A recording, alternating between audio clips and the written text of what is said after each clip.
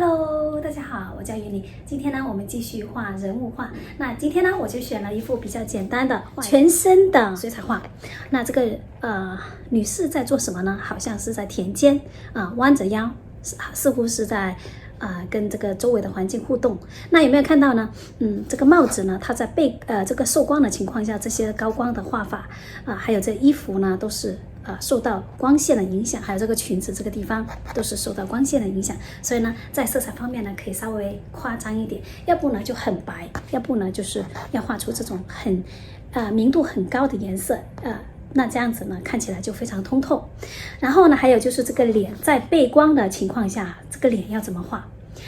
那这都是今天我示范的重点。那希望呢，我的示范对你们是能够有所启发的。好了，那现在我们赶快进入主题吧。